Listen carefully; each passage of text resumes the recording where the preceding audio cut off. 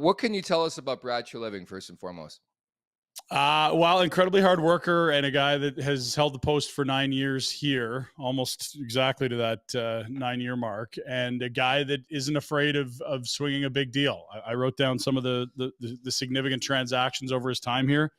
Very early on, 2015, he sends a first and 2 seconds for Dougie Hamilton at the draft. This is a theme. There's big deals around the draft. 2 years later, it's a first and 2 seconds for Travis Hamonic. They thought they were a Travis Hamonic away. Then at the draft, a few years later, it's Fox Hamilton, who was acquired 3 years prior, as well as Michael Furlan to Carolina for Hanifin and Lindholm. Huge blockbuster deal, only to be outdone by his blockbuster last summer after Johnny Gaudreau walks. Matt Tkachuk says, probably prefer to be elsewhere if Johnny's not here, and all the other things. Turns it into, obviously, Jonathan Huberdeau, Mackenzie Weegar, a first-round pick in 2025. We don't know where that's going to be. As well as Cole Schwint, a B prospect. So those are four blockbuster deals. There might be many GMs that go 5 to 10 years in the league that don't swing a single deal that big. Those are all significant first round plus core pieces. And, he's had some clubs that have been close, but he's also had some disappointing clubs that have missed the playoffs that we thought should have been better. And never really got the perfect mix here. The closest it got was 2 years ago, and that was ended by Connor McDavid in overtime in a Battle of Alberta round 2. And it feels like that's not very far for a decade. Twice into the second round. That's it. How should Leafs fans feel about this hire? Because you know this guy very, very well. He was there for a decade, had some good times, had some bad times, but every GM's that way, no? Yeah. No, I think if you look at long tenured GMs, they all make mistakes. They all have great moves. I mean, I think we all think Steve Yzerman's a great GM, but then you look at him adding Jacob Verana and then giving him away for nothing. And sure, there's off ice stuff there, but I mean, that's there's always a mixed bag. He's an incredibly hard worker, and I think he's a guy that really doesn't leave many stones unturned. This isn't Ken Holland getting all his work done before his golf tournament and getting stuff off his desk. He's going to grind you for leverage when he's got it. He's not going to take your Duncan Keith offer in July. He's going to make you sweat till September, eat some of that money, as an example. So, I think, is he super progressive? No. Is he super old school? No. I think he likes to take in lots of different ideas, but at the same time, I do think he is a bit of a throwback in terms of the style of teams he likes. And to be fair, if Sam Bennett had panned out the way he wanted and Sean Monahan was still a 30-goal center, I mean, I think you've got the makings of a really, really good team that could make a deep run. They've also had the Bill Peters incident that kind of blew up in his face. I don't know what he was supposed to know about what happened 10 years prior in Rockford. They just worked the World Championships together. And in Calgary, he had to manage up a bunch. When you're paying a coach not to work, guess what your budget is for your next coach? Peanuts. So it was Glenn Gulletson and Jeff Ward, guys that clearly weren't the best candidates, but those were his marching orders. So I think extending his own guys in terms of, extending players that have been in the environment, he did a good job with. He got burnt in free agency a bunch, but I mean, that's kind of the NHL. Unless it's Zdeno Chara, you're probably getting burnt in free agency, right? Yeah, that's true. Hutz, you got one, bud? It's definitely where it's definitely where it gets overpaid. I look at the team he's built there, and obviously losing last year in overtime. Like losing out to McDavid, and I look at Markstrom. I look at their goalies. Right, they have two solid goalies in Vladar and Markstrom. And Marky didn't have a great year this year, and obviously he was trying to catch a moving train. And I think for me, the issue in Toronto is in the pipes. With his experience going and getting that goalie in free agency, I think that's going to be an important factor, with Samsonov deal coming up and you got the young Woll. I just want to see how he's managed the net because it's going to be important for the Leafs. That's kind of where they've been lacking a little bit here when it comes to playoff time. Yeah. And you know what?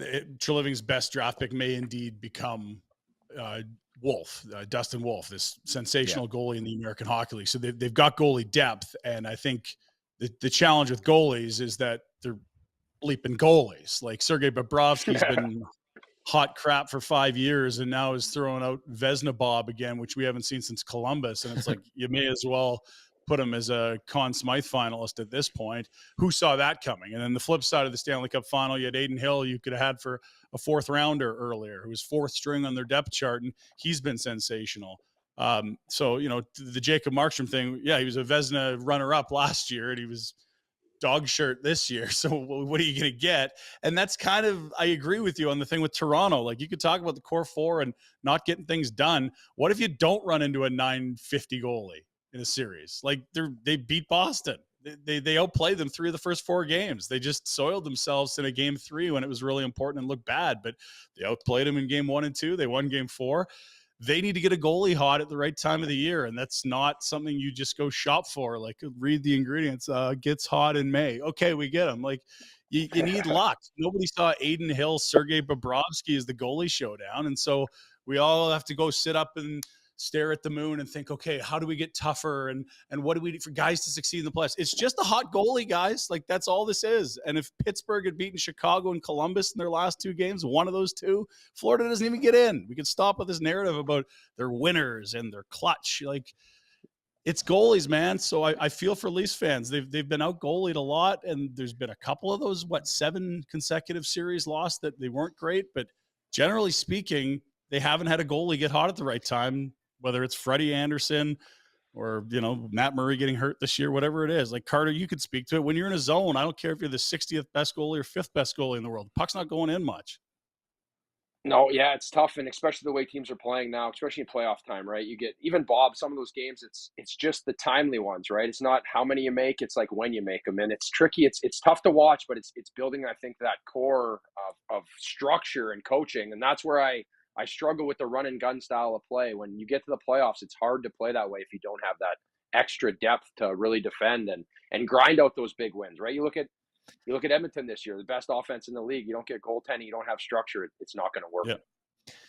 The other thing I was going to add too, and you know this, Pinder, is the defense, right? I think that seems to be the MO for Brad Treliving, is these big body puck moving type guys, and that's the curious part for me, is like what he does to reconstruct that back end of the Maple Leafs, right? I think so. Like, I think it's been sort of tough breaks in Toronto on that blue line. Like, Morgan Rielly, probably very good, but not what he once was. Clearly Jake Muzzin isn't the central piece that they thought they were bringing in at the time of that trade, or at least the extension, I believe, that he got after that. Giordano's long in the tooth and has played his way down the depth chart significantly there. But I thought Dubas went out and addressed it. They had 9 guys that they rotated through 6 spots in the playoffs, essentially.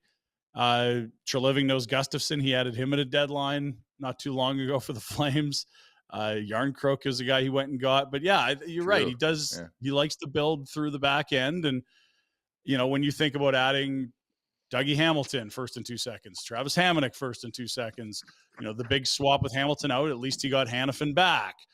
They couldn't get Sven Baertschi to pan out here. They swap him for a second. That's how they get Rasmus Anderson. Oliver Shillington, another pick that they acquired in trade that they picked up. He really loves a good blue line. And he's also, done some good work. He bought low on Eric Goodbranson, and 1 year later, Columbus gave him 4x4 or something ludicrous. And I feel similarly on where, the NHL was on Nikita Zadorov, who's now got 1 year left on a deal with Calgary that I think his value is a lot higher than it was. 14 goals last year. Just don't look too closely. It was a hat trick in a meaningless last game of the year. But he loves his big, tough D that can, your top 4 move the puck, and he likes a third pair that's going to, bump and intimidate and I guess physically impose themselves on the game. I'm a big Luke Schenn guy. We're big Luke Schenn fans on the show. Of course, Jay Roseau's good buddies with him. So I think the possibility of him returning, I think, goes up with a guy like Brad Treliving coming in. I wonder how he feels as well walking in with Gio and Brody there as well. Like you mentioned, the comps and all the guys who Treliving knows very well from his days in Calgary. And hypothetically, Daryl Sutter walks into that Leafs room potentially. I doubt it. How do you think it would go with like Mitch Marner, Austin Matthews, and all those guys? Imagine that. Well, I'm more curious how it would go with Brad Treliving. Like, this was a power struggle this year that it looked like Daryl had won. Like, I think it was clearly laid out that the GM wanted the coach gone, that the coach was the biggest reason for a lot of the shortcomings of this roster this year. Maybe goaltending would be the other. And he couldn't get it done, and then he leaves, and then they do get rid of the coach. So you could talk about young stars and a demanding coach. I think the GM and that coach, we used to hear about Ryan Burke and Kevin Lowe and barn fights and stuff. Like, let's see those two again. I think that was behind the scenes a lot of friction this year, where Daryl's not a collaborator, and the GM wanted to see some young kids play. It didn't happen a lot. Lastly, what do you think this means for Sheldon Keefe? And if it's not Sheldon Keefe, like what type of coach, to the best of your ability, is Brad Treliving like? That's a good question. I mean, I think it's what kind of group do you have? Like, if you're going to run with these 4 highly paid, skilled offensive players, it might be a different one than if you swap one of those pieces out for more depth or physicality or blue line help. And to be fair, like if you're a GM, just generally speaking, why would you use a bullet already? Like the one thing we saw him rip through here was coaches. He had 5 in 9 years. Hartley, Winsey Adams, gone. Glenn Gulletson, cheap as chips because they were paying Hartley on an extension to not be there. Then he gets the full salary back to hire a coach. It's Bill Peters. That lasted a year. And then we heard about Akeem Alou, Rockford, other allegations of not treating humans properly. He's gone. That budget's gone. Jeff Ward comes in. Finally, money's back. There's Daryl Sutter. So he's going to have more resources in Toronto than he did in Calgary, to be sure, in terms of that. But I wouldn't burn a coach at this point, just strategically. If you're thinking about how you'd map out things, you're only going to get so many coaches as a GM. This one's inherited. Not yet. And also, I don't know that Sheldon's a bad coach. I don't think he was the problem here. Were there some missteps? Sure. Did he trust some defenders more than, had longer leash than you would have wanted as Leafs fans? Probably. But it's not like it's like Sheldon Keefe is not an NHL coach. My God, get rid of this guy and these guys are going to win the cup. That's not what they're looking at there, is it?